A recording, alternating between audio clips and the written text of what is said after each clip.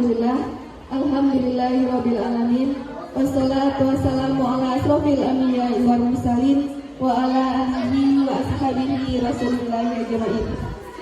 Pertama, marilah kita bersyukur atas kehadiran Allah Subhanahu wa taala. Berkat rahmat, hidayah dan karunia-Nya kita bisa berkumpul di sekolah yang sama-sama kita cintai ini. Kemudian salawat dan salam kita kirimkan kepada Nabi kita yang mulia Nabi Muhammad Sallallahu Alaihi Wasallam dengan mengucapkan Allahumma sholli ala Muhammad wa ala ali Muhammad. Baiklah, langsung saja kita minta kepada Bapak Wakil Kepala Sekolah untuk menyampaikan sepatah kata. Kepada Bapak kami silakan. Bismillahirrahmanirrahim. Assalamualaikum warahmatullahi wabarakatuh. Alhamdulillah kita bersyukur kepada Allah Subhanahu wa taala. Kita berselawat kepada Nabi Muhammad yang sama-sama kita mati, Bapak dan Ibu guru. Kemudian Bapak dan Ibu guru yang ikut calon guru penggerak. Mudah-mudahan kita semua akan bergerak dan menggerakkan. Ini tentunya akan menambah gerakan kita akan lebih maju. Jadi itu dari apa yang disampaikan oleh guru secara penggerak adalah budaya positif. Maka dengan budaya positif ini akan dicoba digali bagaimana siswa negara tidak lagi menjadi objek untuk diberikan hukuman. Nah, pada hari ini kita sudah melakukan pemakarannya, maka tentunya kita bersama akan berbagi salah satu dengan yang lainnya. Mudah-mudahan ini ke depan akan lebih baik lagi. Kita sebagai pengayom anak-anak kita, sebagai penentu juga kita bersama sehingga sekolah kita akan lebih baik. Dan kali demikian saja, pada maaf bila seperti saya. Assalamualaikum warahmatullahi wabarakatuh. Terima kasih kepada Bapak. Selanjutnya pemaparan materi yang akan disampaikan oleh calon guru penggerak kita kepada Bu Kopi, silakan.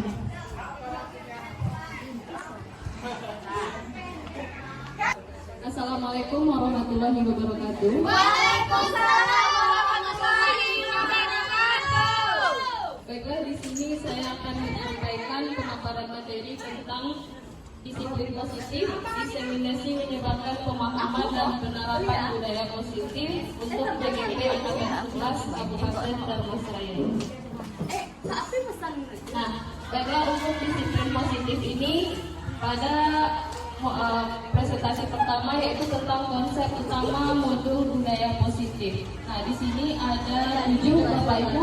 Yang pertama ada perubahan paradigma belajar, kemudian ada disiplin positif, kemudian ada kebutuhan dasar manusia, motivasi perilaku manusia, posisi kontrol, restitusi, keyakinan kelas, dan segitiga restitusi. Jadi untuk beberapa waktu ke depan kita akan membahas tentang konsep utama modul budaya positif ini. Pembelajaran dengan paradigma baru. Seperti yang sudah kita ketahui bahwa pembelajaran dengan paradigma baru dilakukan berdasarkan prinsip pembelajaran yang berdiferensiasi, sehingga setiap siswa belajar sesuai dengan kebutuhan dari tahap perkembangannya untuk mewujudkan profil pelajar Pancasila.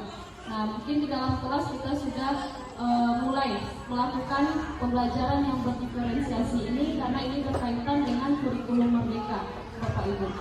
Nah, jadi pembelajaran berdiferensiasi itu adalah pembelajaran yang sesuai dengan kebutuhan murid. Nah, diantaranya ada pembelajaran kinestetik, audiovisual, dan visual. Di sini saya ada pertanyaan pemantik untuk menerapkan budaya positif. Yang pertama, apakah Bapak Ibu setuju bahwa hukuman dapat mendisiplinkan murid? Tidak. Tidak. Kemudian pertanyaan yang kedua, pemberian hukuman dengan hal positif seperti membaca atau membersihkan halaman sekolah dapat meningkatkan disiplin murid. Apakah Bapak Ibu setuju? Setuju. Setuju. Kemudian yang ketiga, ketiga, memberi penghargaan dapat meningkatkan motivasi belajar murid. Setuju. Setuju. Nah, baiklah kita akan bahas ya Bapak Ibu. Nah, di sini disiplin positif. Dari tadi saya sudah menyampaikan disiplin positif, tetapi kita tidak tahu apa sebenarnya itu disiplin positif. Terlebih dahulu kita harus mengetahui apa arti dari kata disiplin. Makna kata disiplin yaitu sesuatu yang dilakukan seseorang pada orang lain yang cenderung menghubungkan kata disiplin dengan ketidaknyamanan. Sebagai pendidik, tujuan kita adalah menciptakan anak-anak yang memiliki disiplin diri sehingga mereka bisa berperilaku dengan mengacu pada nilai-nilai kebajikan universal dan memiliki motivasi intrinsik, bukan ekstrinsik. Nah, jadi kita ingin anak-anak itu disiplin itu dari dirinya sendiri, dari dalam dirinya sendiri, bukan faktor dari luar, terutama karena takut kepada gurunya, kemudian dia melakukan disiplin positif tersebut atau disiplin tersebut. Bukan seperti itu ya Bapak Ibu, tetapi datang dari dirinya sendiri. Ada kesadaran, ada nilai motivasi intrinsik yang dimiliki oleh anak didik kita. Nah, karena kita sudah mengetahui disiplin itu apa, yang harus datang dari dalam diri peserta didik itu sendiri atau intrinsik tadi, jadi kita dapat menyimpulkan bahwa disiplin positif merupakan salah satu cara penerapan disiplin yang bertujuan untuk menumbuhkan kesadaran serta memberdayakan anak untuk melakukan sesuatu tanpa paksaan, ancaman, dan hukuman.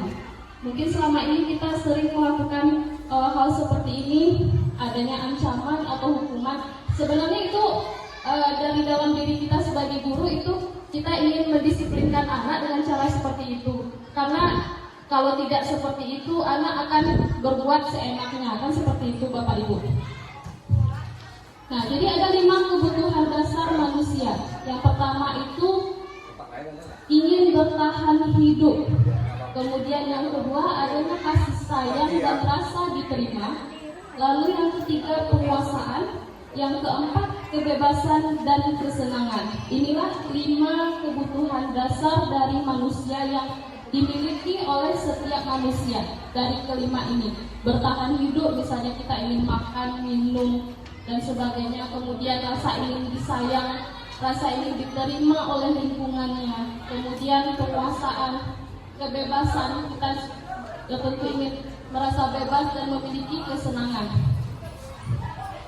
Jadi motivasi perilaku manusia, yaitu adanya dorongan yang timbul pada diri seseorang secara sadar atau tidak sadar untuk melakukan satu tindakan dengan tujuan tertentu. Jadi yang pertama itu adalah kita pasti ingin menghindari ketidaknyamanan dan hukuman. Seperti itu juga dengan murid. Murid melakukan disiplin diri biasanya itu karena takut dihukum. Ini adalah tingkatan terendah dari motivasi perilaku manusia. Biasanya murid itu tetap dia melakukan kedisiplinan, tetapi karena takut dengan gurunya, takut dengan guru nanti bermasalah dengan nilai, kan seperti itu biasanya. Kemudian yang kedua, untuk mendapatkan imbalan ataupun penghargaan. Nah, biasanya motivasi perilaku manusia itu untuk mendapatkan imbalan atau penghargaan tadi. Jadi murid melakukan disiplin diri itu karena ia menginginkan imbalan. Motivasi ini satu tingkatan di atas motivasi yang pertama. Jadi yang terendahnya tadi adalah takut dihukum. Kemudian naik satu tingkat lagi yaitu ingin mendapatkan imbalan atau penghargaan dan motivasi terhadap perlakuan disiplin tadi. Untuk tingkatan di atas motivasi yang pertama. Kemudian yang ketiga, untuk menjadi orang yang mereka inginkan dan menghargai diri sendiri dengan nilai-nilai yang mereka percaya. Jadi murid melakukan disiplin diri karena sadar akan nilai kebajikan. Ini adalah motivasi yang akan membuat seseorang memiliki disiplin positif. Nah, coba sekarang bandingkan Bapak Ibu, mana yang lebih bagus antara 1, 2, dan 3. Nah, pasti kita memilih yang nomor 3 ini untuk pembiasaan disiplin positif. Jadi yang pertama tadi disiplin karena takut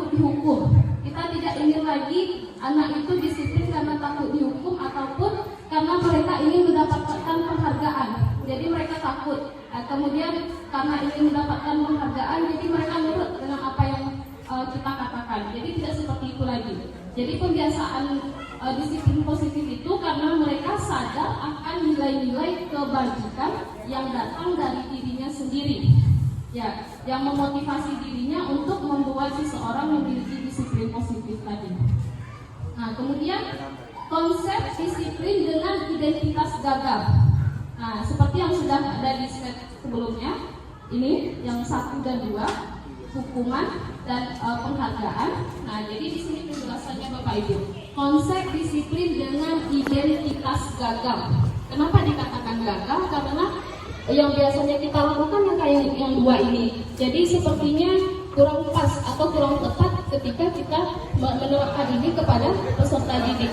Nah, jadi yang pertama itu adalah hukuman. Hukuman merupakan ada hal-hal yang tertera di dalamnya. Yang pertama, bisa saja menyakitkan murid, kemudian membuat murid tidak nyaman terhadap hukuman yang kita berikan. Lalu murid merasa takut terhadap hukuman yang kita berikan tadi, dan sifatnya memaksa murid. Lalu murid menyembunyikan kesalahannya. Nah, karena takut tadi, kemudian dia sembunyikan kesalahannya, padahal dia memang berbuat salah. Nah, kemudian murid menjadi rendah diri, jadi tidak ada rasa penghargaan di dirinya sendiri terhadap hukuman yang kita berikan. Lalu adanya penghargaan.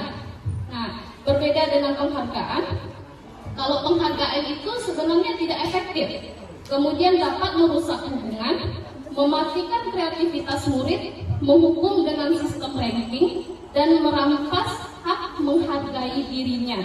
Jadi ada perbedaan di antara keduanya. Kalau hukuman tadi mereka merasa rendah diri terhadap apa yang sudah kita berikan hukumannya, sedangkan kalau pada penghargaan kita memang memberikan sesuatu kepada murid tadi, tetapi itu bukan berada dari dirinya sendiri, ya, penghargaan tersebut. Jadi dia karena ingin mencapai sesuatu, jadi dilakukanlah apa yang kita inginkan. Harus berada di dirinya sendiri atau intrinsik tadi. Kemudian, berbanding dengan identitas gagal, ada lagi konsep disiplin dengan identitas sukses. Yang pertama ada namanya konsekuensi, ini yang nanti akan kita lakukan Bapak Ibu. Kemudian ada yang namanya restitusi. Jadi konsekuensi itu penguatan jangka pendek. Kemudian perlu monitoring berkelanjutan, kemudian stimulus respon, murid menghormati peraturan, kehilangan waktu untuk mengurangi kesalahannya. Sedangkan kalau restitusi, murid bertanggung jawab atas perilakunya, fokus pada pemecahan masalah jangka panjang, kemudian murid menghormati dirinya dan orang lain. Lalu teori kontrol, dirinya yang memegang kontrol terhadap apa yang ia lakukan. Lalu murid bersemangat memperbaiki kesalahannya. Jadi perbedaan antara konsekuensi dengan restitusi. Jika konsekuensi adalah tadi apa yang sudah disepakati terhadap pelanggaran-pelanggaran yang sudah mereka lakukan. Sedangkan kalau restitusi, itu apa tindakan-tindakan yang akan kita lakukan sehingga murid itu mengakui kesalahannya dan berbuat sesuai dengan yang kita inginkan. Nah, lalu ada lagi konsep disiplin pendekatan restitusi, yaitu sebuah cara menanamkan disiplin positif pada murid. Nah, karena tadi kita sudah mengetahui apa saja itu restitusi, jadi inilah yang disebut dengan restitusi Bapak Ibu. Restitusi adalah proses menciptakan kondisi bagi murid untuk memperbaiki kesalahan mereka sehingga mereka bisa kembali pada kelompok mereka dengan karakter yang lebih kuat lagi. Jadi mereka melakukan restitusi dengan kita, dengan apa caranya memperbaiki kesalahan tersebut, mereka akan mencari tahunya melalui segitiga restitusi. Nanti saya akan tampilkan di sini. Kemudian apa sih ciri-ciri restitusi tersebut? Nah, yang pertama, bukan menebus kesalahan, namun belajar mereka dari kesalahan apa yang sudah mereka lakukan. kemudian dapat memperbaiki hubungan, lalu adanya tawaran, bukan paksaan. Kalau hukuman tadi adanya paksaan terhadap kita melalui pemberian hukuman. Tetapi kalau pada restitusi, kita menawarkan, bukan memaksa murid untuk melakukan apa yang kita inginkan. Lalu menuntut untuk melihat ke dalam diri. Seperti yang sudah dikatakan Ki Hajar Dewantara, bahwa kita ini sikapnya hanyalah menuntut, bukan menuntut murid sesuai dengan apa yang kita inginkan. Lalu mencari kebutuhan dasar yang mendasari tindakan.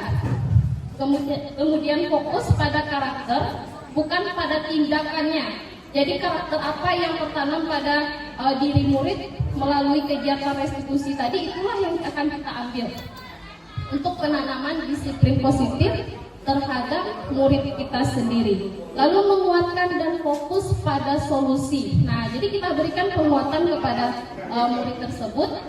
Kemudian apa solusinya?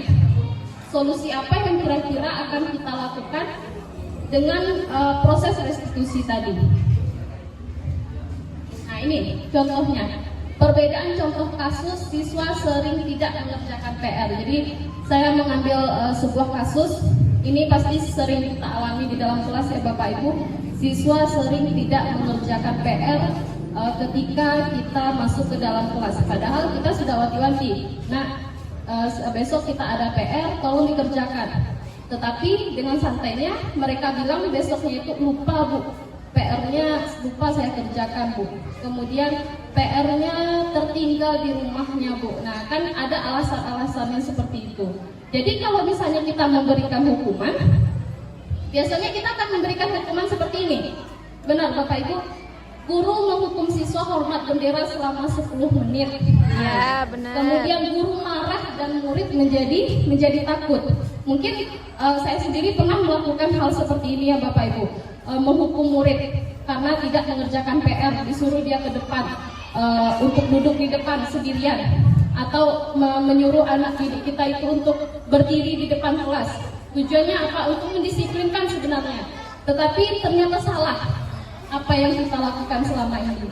Kemudian adanya konsekuensi.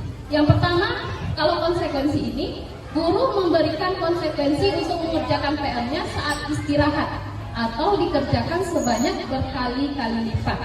Lalu guru tegas dan siswa menghormati peraturannya. Ini konsekuensi. Jadi konsekuensi ini harus kita buat dulu secara bersama-sama. Nanti apa konsekuensinya ketika Anda melanggar, nah itulah yang akan kita terapkan. Jadi tetapi dalam hal-hal yang positif, tidak dalam hal yang negatif. Kemudian kalau dalam restitusi, yang kita harus kerjakan yaitu guru menanyakan keyakinan kelas terlebih dahulu, dirinya dan membantu siswa. Jadi tanyakan dulu keyakinan kelasnya. Kemudian guru terbuka dan siswa menghormati dirinya dan orang lain. Baik. Selanjutnya 5 posisi kontrol restitusi. Seperti yang sudah kita ketahui tadi tentang restitusi. Kemudian di sini saya sudah menuliskan 5 posisi kontrol restitusi. Yang pertama itu ada penghukum. Nah, di sini disertakan dengan gambarnya Bapak Ibu marah-marah ke anaknya. Nah, kemudian pembuat merasa bersalah menghakimi anak, lalu menjadi teman. Kemudian ada posisi sebagai pemantau dan manajer. Nah, nanti kita akan mengetahui di antara kelima ini kira-kira posisi mana yang paling tepat dilakukan oleh guru. Apakah penghukum, apakah pembuat merasa bersalah, teman, posisi pemantau, ataupun sebagai manajer. Di sini saya akan menampilkan sebuah video tentang 5 posisi kontrol sebagai guru. Nah, jadi Bapak Ibu dapat menyimak video ini secara seksama. Salah satu program yang dikembangkan adalah 5 posisi kontrol. 5 posisi kontrol dalam restitusi adalah proses perjalanan seorang pendidik agar dapat mengenali dirinya. Pada video kali ini, kita akan membahas tentang 5 posisi kontrol yang dikembangkan oleh Diane Gossen dan contoh penerapannya.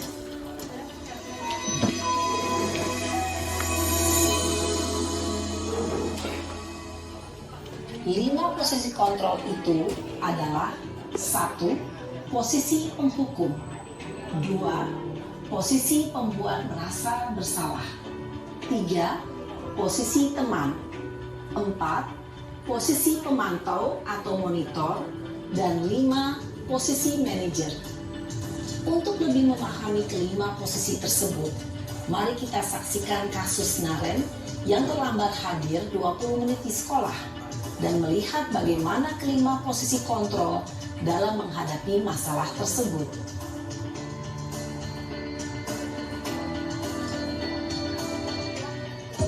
Posisi penghukum.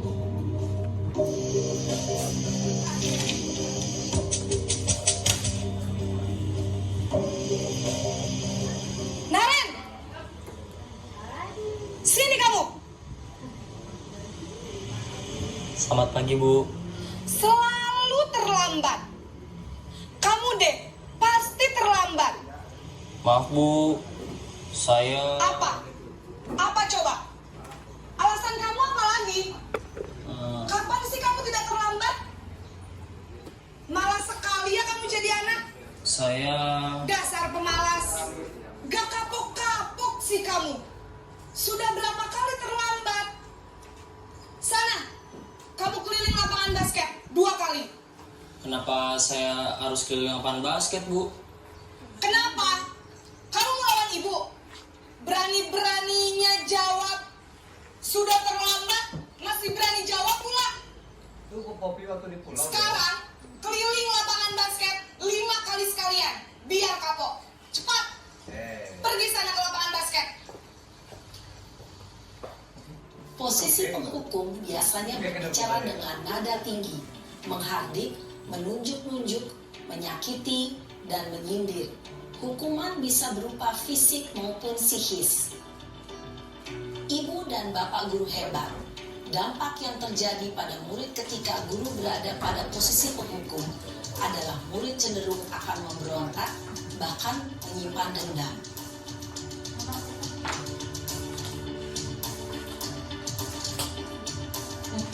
Posisi pembuat merasa bersalah.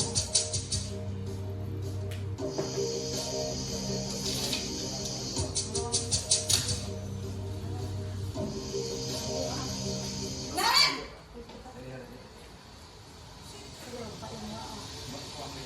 Selamat pagi, Bu. Naren. Kamu kenapa terlambat lagi, nak? Ya Tuhan, Naren. Kamu senang ya bikin ibu susah ya? Kalau kamu terlambat lagi, nanti ibu yang ditegur bapak kepala sekolah, nak.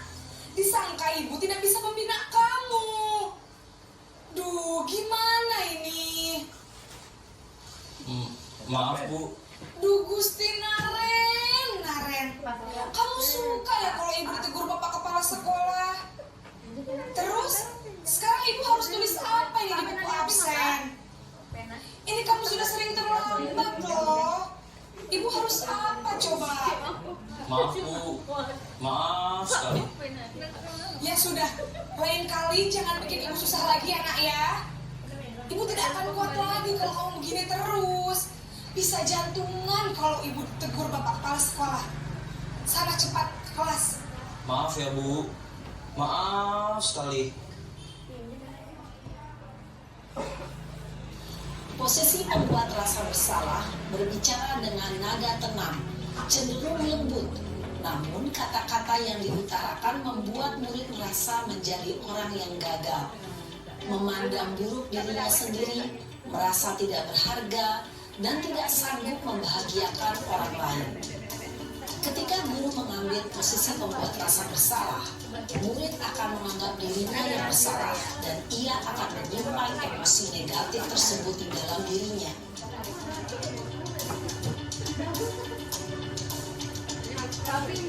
Posisi teman.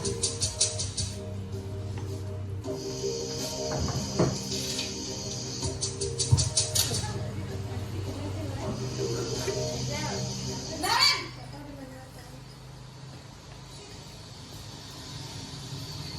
Selamat pagi, Bu. Wah, sudah jam berapa ini nak? Terlambat lagi ya sayang. Iya, Bu. Habis Ibu saya lupa bangunkan saya, Bu. Kamu malah menyalahkan ibu kamu. Kamu bukannya anak yang larinya paling kencang. Kok terlambat sih? Iya, Bu. Saya memang terlambat bangun tadi. Jadi, biarpun saya lari kencang, tetap gak kencang, Bu. Ya sudah sana. Nanti lain kali larinya lebih kencang lagi ya. Biar gak terlambat lagi. Bikin seneng ibu. Demi ibu. Bisa kan? Bisa lah, Bu. Ya sudah sana masuk kelas. Ibu beresin absen-absen kamu. Kamu ini ada-ada saja. Dalam posisi teman, guru berbicara dengan nada suara ramah, akrab, cenderung bersenda gurau untuk menjaga suasana tetap santai. Murid akan merasa senang, aman, dan akrab dengan guru. Identitas yang tercipta adalah identitas sukses atau berhasil. Namun, perlu diingat, karena ini masih dorongan eksternal, maka ada faktor ketergantungan dari murid kepada orang tertentu. Di sini, guru absennya, sehingga di lain waktu, murid bisa berperilaku baik, namun hanya kepada orang-orang tertentu saja.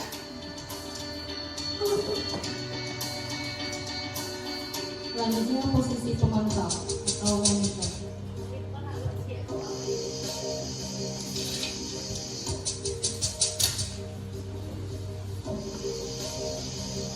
Naren!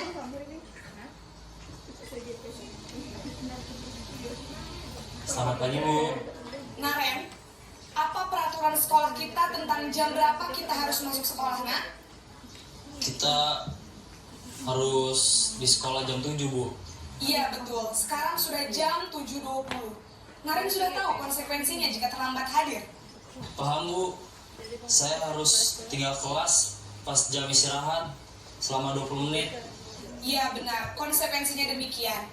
Jadi nanti jam 9.30 pas istirahat, kamu harus tinggal di kelas, kerjakan tugas tambahan untuk ketertinggalan kamu, ya? Baik, Bu. Posisi pemantau mengandalkan penghitungan atau data untuk mengontrol murid. Guru mengarahkan murid berdasarkan peraturan dan konsekuensi. Seorang pemantau menunjukkan bahasa tubuh dan ekspresi wajah yang datar dan cenderung formal.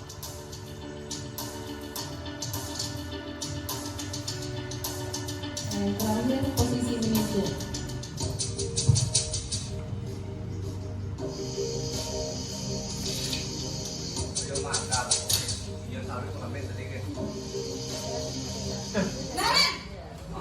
Naren! Selamat pagi, Bu. Selamat pagi, Naren. Maaf, Bu. Saya terlambat. Iya, sekolah masuknya jam 7, sekarang sudah jam 7.20. Jadi sekarang bagaimana ini, Naren? Maaf, Bu. Saya lupa setel alarm saya semalam. Baiklah, menurut kamu, keyakinan sekolah yang mana yang perlu kamu tingkatkan? Menghargai diri sendiri dan orang lain mungkin, ya, Bu. Setuju. Jadi, apakah Naren meyakini prinsip saling menghormati tersebut? Iya, Bu. Saya meyakininya. Apakah Naren bersedia memperbaiki masalah keterlambatan ini? Bersedia, Bu. Bagaimana kamu akan memperbaiki masalah keterlambatan ini? Saya akan coba untuk tidak lupa menyetel alarm saya, Bu. Baik, kalau Naren lupa menyetel alarm di rumah, ada orang yang kira-kira bisa bantu mengingatkan tidak? Ada, Bu. Kakak saya, Kak Emma. Ada lagi selain Kak Emma? Selain Kak Emma, ada ibu saya. Baik, jadi yang mengingatkan Naren adalah Kak Emma dan ibu kamu ya? Kira-kira akan mulai start alarm kapan nih, Naren? Setelah pulang sekolah, akan segera saya lakukan. Baik, jadi Naren akan setel alarm untuk bangun besok pagi dan akan diingatkan oleh kakak dan ibunda Naren ya. Ada lagi yang mungkin perlu dilakukan, Naren, agar tidak terlambat bangun lagi? Tidak ada, Bu. Baik, Naren, terima kasih untuk kerjasama kamu. Sekarang kamu perlu kembali ke kelas untuk belajar. Baik, Bu. Terima kasih. Posisi manajer adalah posisi kontrol yang disarankan untuk membimbing murid memiliki sikap disiplin yang positif, yaitu murid yang mandiri, bertanggung jawab, dan dapat memecahkan masalah. Tujuan dari posisi ini adalah agar murid dapat berefleksi atas tindakannya. Guru akan dengan tulus memberikan pertanyaan-pertanyaan bermakna, sehingga membuat murid dapat belajar dari kesalahannya dan mencari sebuah solusi untuk menyelesaikannya.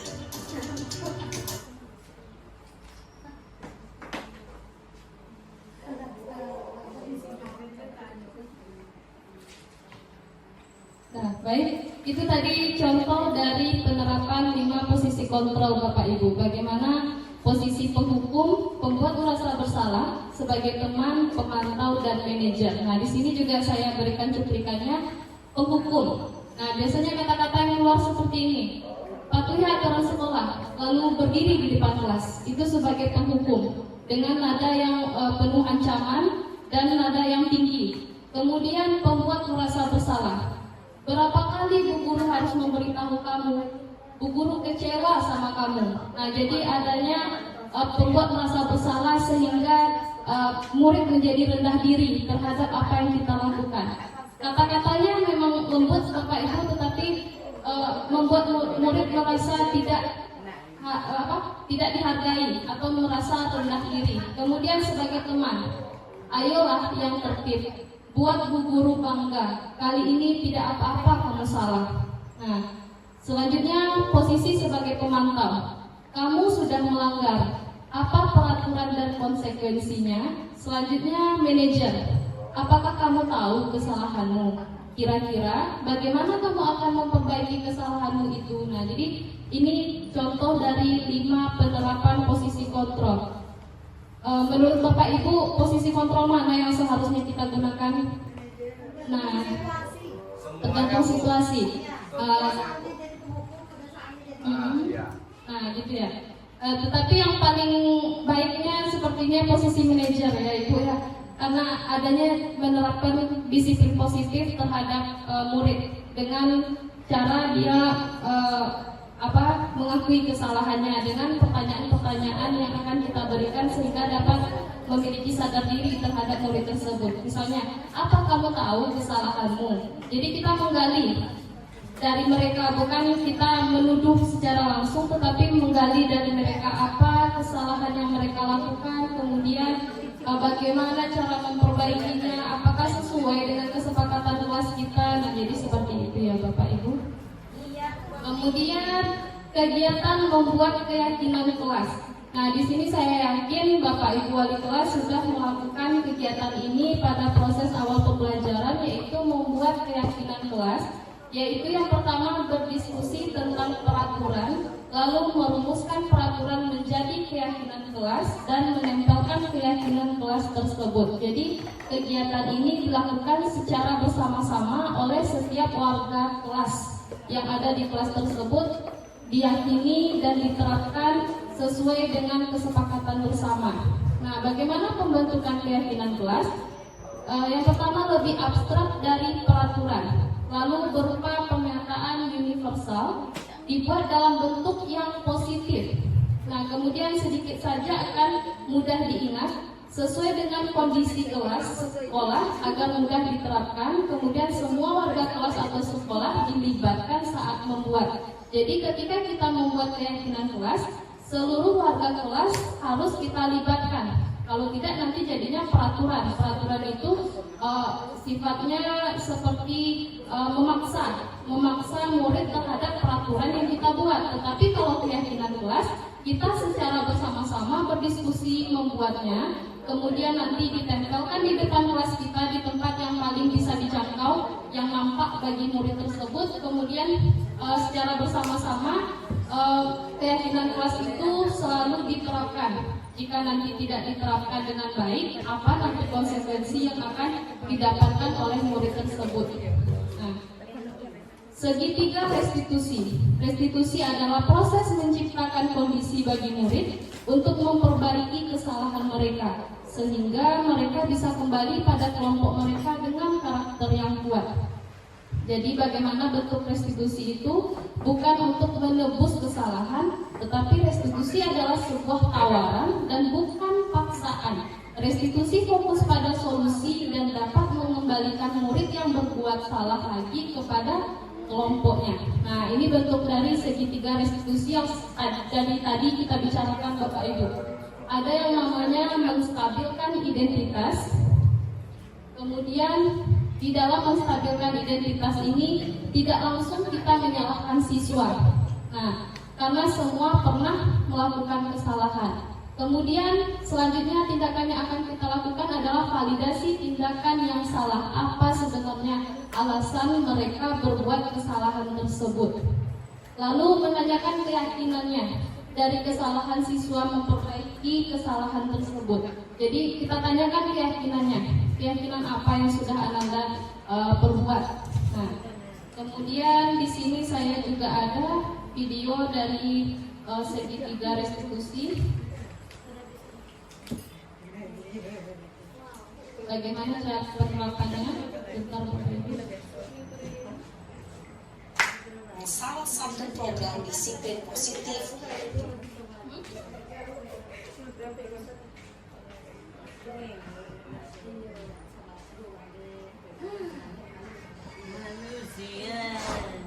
yang diterapkan di lingkungan sekolah yang dikenal dengan nama restitusi.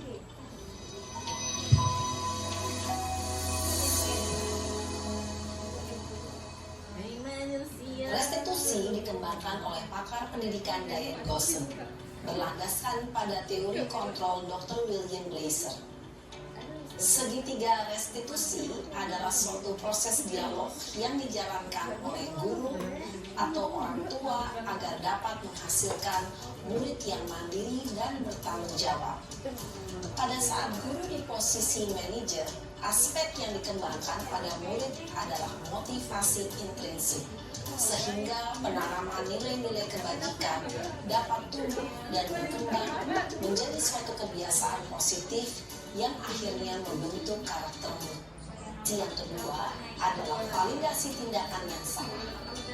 Dan Sudah lama Nah, ini tadi ya Bapak Ibu. Kenapa hari ini? Sebenarnya kegiatan restitusi ini sudah saya lakukan, tetapi ini cuplikannya saja. Bagaimana kegiatan yang kita lakukan ketika melaksanakan segitiga restitusi. Yang pertama itu menstabilkan Apabila ada identitas. yang menuduh Bapak seperti itu. Kemudian pada saat itu kamu mau melakukan apa? Ya saya langsung ngatain Eka. Ini contoh dari validasi tindakan yang salah. Oh begitu. Pasti kamu melakukan seperti itu karena suatu alasan tertentu kan? Iyalah, masa saya diam saja Pak? Ya saya bela diri lah. Masa saya dituduh tukang fitnah? Ya wajar lah. Mempertahankan harga diri itu sesuatu yang penting buat kamu. Untung kamu tidak bertindak lebih gegabah lagi. Hanya membentak-bentak. Iya Pak. Untung saya masih bersabar dan hanya membentak saja. Sudah gemes padahal saya pasti iya. Nah, sekarang coba kita lihat lagi tindakan kamu yang Tindakan menanyakan keyakinan. Tindakan kamu itu kira-kira sesuai dengan keyakinan kelas atau prinsip kamu tidak? Enggak lah Pak. Mungkin saat itu saya menjadi emosi. Yang perlu kita jalankan apabila kita sedang marah, bukan? Nah, itu tadi kegiatan segitiga restitusi yang bisa kita lakukan kepada siswa kita. Kita bertindak sebagai manajer, kemudian kita ingin murid itu menjadi mandiri dan bertanggung jawab dengan mengadakan dialog dengan murid tersebut, sehingga nantinya muncul pertanyaan-pertanyaan dan jawaban-jawaban yang akan disampaikan oleh murid terhadap kesalahan yang mereka lakukan. Dari yang pertama yaitu menstabilkan identitas, validasi tindakan yang salah. Kemudian yang terakhir tadi adalah menanyakan keyakinannya terhadap kesalahan tersebut. Kira-kira apa yang sudah Anda lakukan sesuai tidak dengan keyakinan kelas kita. Nah, jadi seperti itu ya Bapak Ibu. Nah, di sini saya sudah ada sebuah kasus. Di pagi hari yang cerah, aktivitas rutin yang dilakukan murid kelas 8B sebelum pembelajaran dimulai, yaitu melaksanakan piket kelas. Di hari Rabu ini adalah jadwal piketnya Santi untuk membersihkan lantai. Tiba-tiba, Iksan baru datang tanpa mengucapkan salam dan permisi, masuk kelas melewati Santi yang sedang menyapu lantai. Santi pun menegur Iksan karena merasa terganggu. Ia datang tanpa permisi melewatinya yang sedang membersihkan lantai di dalam kelas, dan Iksan pun sudah melanggar keyakinan kelas yang sudah disepakati tentang menjaga kebersihan dan saling menghormati antar teman. Bu Popi sebagai wali kelas 8B yang melihat perseteruan mereka berdua kemudian datang menghampiri dan menanyakan apa yang sedang terjadi pada keduanya. Nah, jadi pada kasus ini bisa kita laksanakan segitiga restitusi tadi, Bapak Ibu. Yang pertama yaitu tentang menstabilkan identitasnya. Nah, jadi kita tanyakan terlebih dahulu kepada keduanya, bukan langsung menuduh, kamu salah Iksan, kamu salah Santi, bukan seperti itu. Kemudian validasi tindakan yang salah. Nah, menanyakan apakah yang dilakukan itu salah apa benarnya. Kemudian kita gali secara lebih dalam lagi tentang apa-apa saja peraturan yang sudah mereka lakukan dari Santi dan Iksan. Jadi kita tanyakan keduanya, bukan menjudge satu orang saja untuk melakukan kesalahan tadi. Lalu menanyakan keyakinan. Kira-kira keyakinan kelas apa yang sudah kalian langgar? Nah, dengan seperti itu membuat peserta didik kita menjadi mandiri dan mempunyai sifat bertanggung jawab ketika kita berada pada posisi manajer tadi.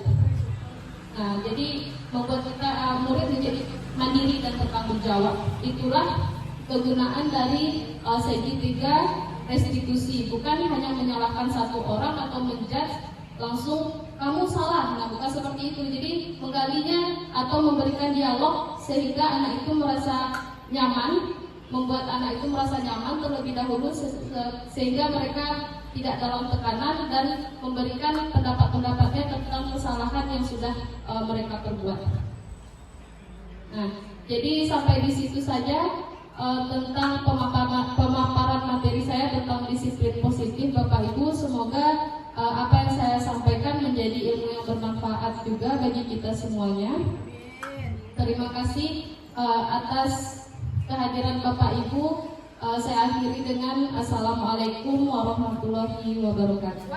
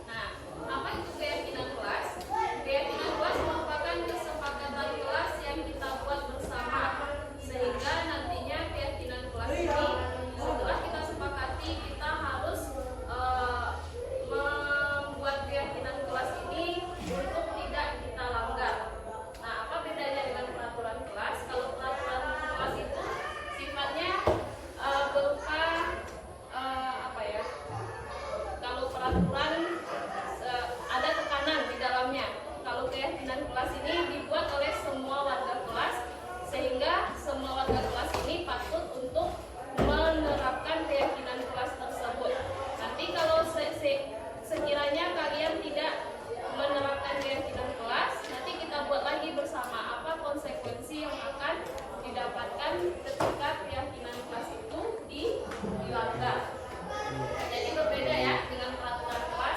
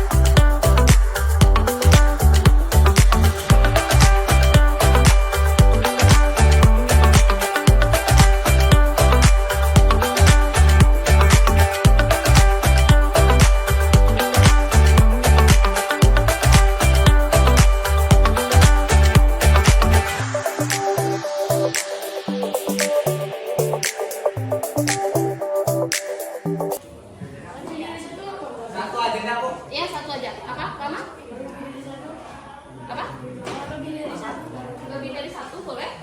Silakan ditulis. Nanti kita tahu di depannya.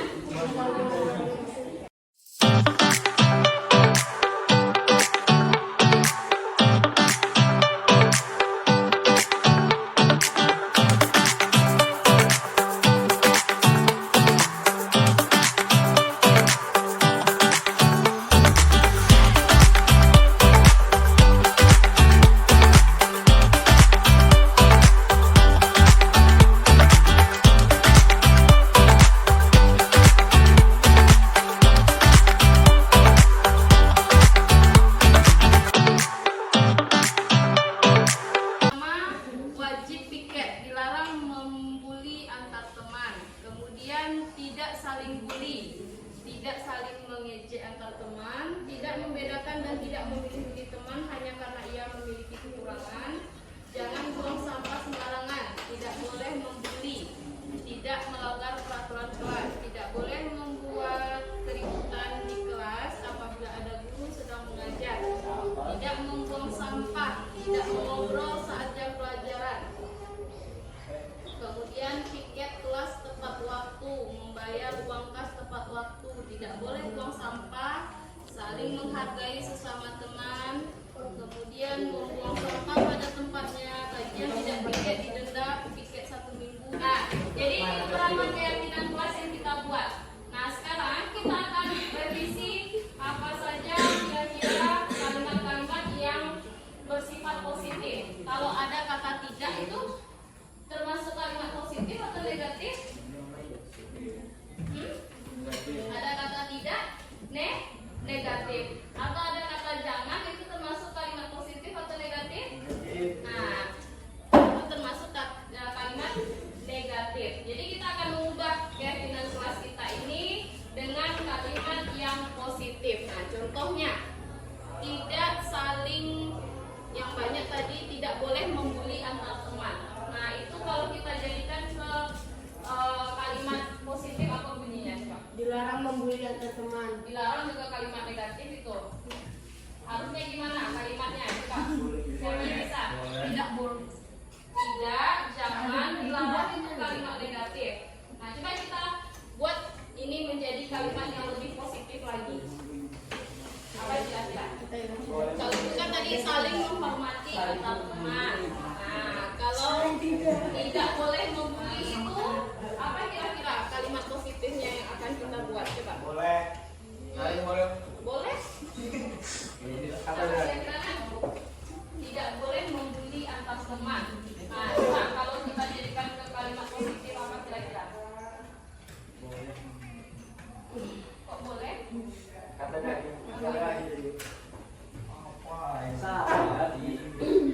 Nah, bisa kita misalnya memakai saling menyayangi antar teman. Nah, itu kan kalimat yang lebih positif. Ya, saling menyayangi antar teman. Saling menghargai. Nah, apa lagi? Lama. Saling menghargai antar teman. Nah, saling menyayangi dan menghargai antar teman. Nah, boleh juga ya. Saling menghargai antar teman. Menghargai antar teman. Nah, kemudian ada tadi membuang sampah pada tempatnya. Kalau kita jadikan ke kalimat positif apa kira-kira? Saling membuang sampah. Ada kalimat lain? Saling menjaga lingkungan agar tidak agar tetap bersih, boleh, atau selalu selalu menjaga kebersihan kelas. Selalu menjaga kebersihan kelas. Nah, kemudian ibu lihat tadi lagi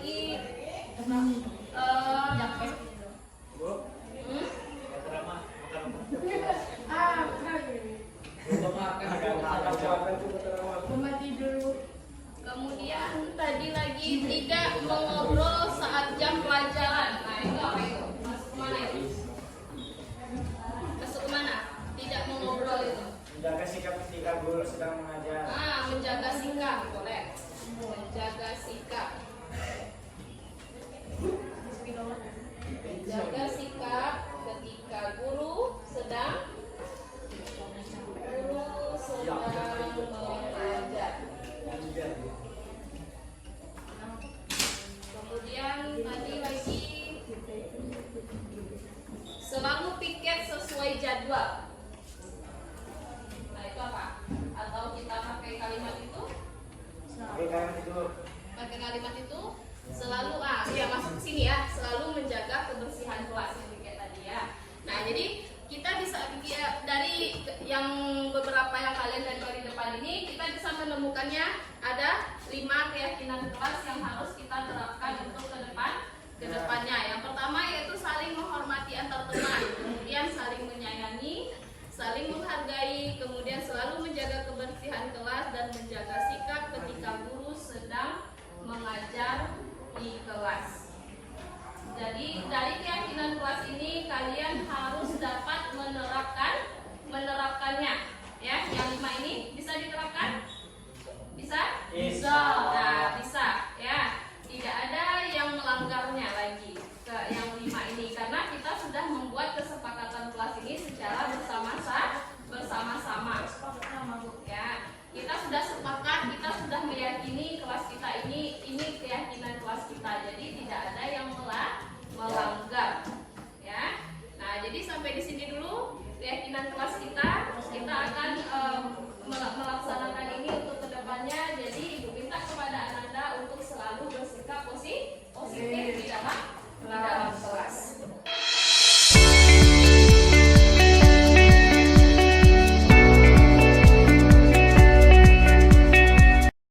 Hanum, tadi Ibu dengar laporan dari ketua kelas, katanya Hanum habis bertengkar ya sama Aryan. Iya Bu, abisnya saya kesal sama si Arya. Kenapa kesal?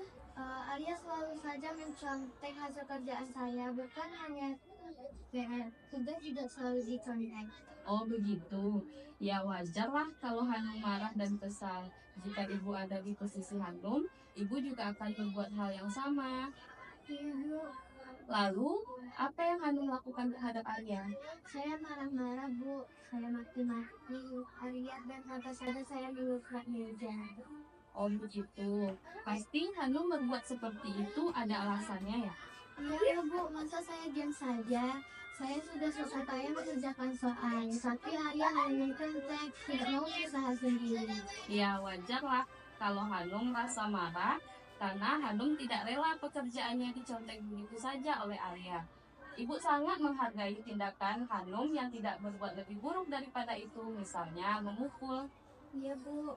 Sekarang, coba kita pikirkan tindakan Hanum marah sampai menggebrak meja, apakah sesuai dengan keyakinan kelas kita? Iya Bu. Menurut Hanum, keyakinan kelas apa yang sudah Hanum langgar? Saling menghormati antar teman.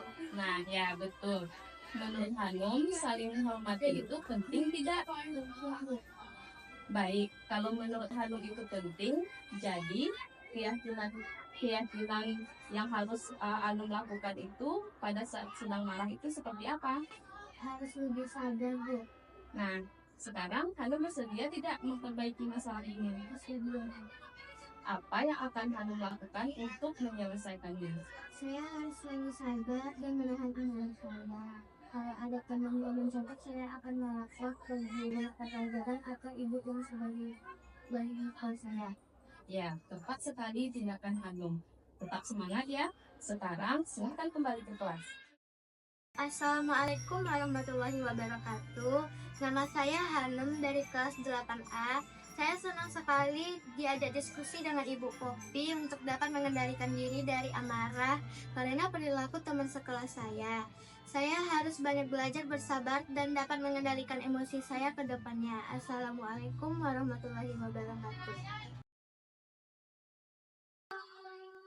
Aini, tadi Ibu mendengar dari guru piket, katanya kamu sering datang terlambat ya? Iya, Bu. Menurut ingatan Aini, sudah berapa kali Aini melakukan tindakan tersebut? Sudah 5 kali, Bu. Sering terlambat itu suatu kesalahan bukan? Iya, Bu. Baik, berbuat kesalahan itu manusiawi. Setiap orang pasti pernah melakukan kesalahan. Yang terpenting, kita bisa belajar dari kesalahan tersebut dan berusaha untuk memperbaikinya. Setuju? Setuju, Bu. Aini, kita cari solusinya bersama ya. Iya, Bu. Aini sering datang terlambat pasti punya alasannya. Kenapa sih Aini sering datang terlambat? Karena saya sering bergadang, Bu, sambil bermain HP. Jadi saya kurang hidup. Kamu tahu keyakinan klub apa yang telah kita sepakati? Tahu, Bu? Kalau terlambat datang ke sekolah, sesuai dengan kesepakatan kelas kita, tidak? Tidak, Bu. Menurut Aini, keyakinan kelas apa yang sudah Aini langgar? Disiplin, Bu. Menurut Aini, disiplin itu penting tidak untuk Aini? Penting, Bu, karena disiplin membuat saya bisa menghargai datang tepat waktu dan bisa menghargai waktu, Bu. Betul, menghargai waktu itu penting dan sangat bermanfaat untuk kita. Seperti kita dapat menghargai orang yang ada di sekitar kita. Kemudian pekerjaan menjadi tidak menumpuk dan kita juga bisa melatih rasa kepedulian. Iya, Bu, saya menyesal karena tadi terlambat. Saya mohon maaf ya, Bu. Ya, ini sikap yang sangat baik sudah Aini lakukan dengan cara meminta maaf. Menurut Aini, yang akan Aini lakukan agar Aini tidak datang terlambat lagi ke sekolah itu apa? Saya akan tidur lebih cepat dan tidak begadang, Bu, agar tidak datang terlambat lagi. Baik Aini sudah menemukan solusinya dan Ibu akan bekerja sama dengan orang tua Aini agar tidak datang lagi terlambat ke sekolah. Sekarang silakan kembali lagi ke kelas. Terima kasih, Bu. Assalamualaikum warahmatullahi wabarakatuh. Saya Aini kelas 8A. Terima kasih Ibu Popi. Saya senang sekali diajak diskusi dengan Ibu untuk menemukan solusi atas kesalahan yang saya lakukan. Saya tidak akan begadang lagi supaya tidak terlambat datang ke sekolah.